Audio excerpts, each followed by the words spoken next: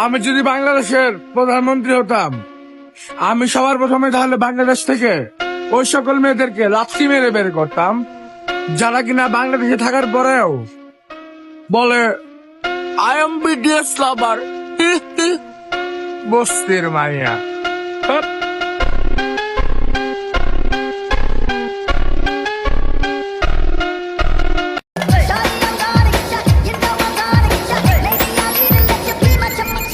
Yeah.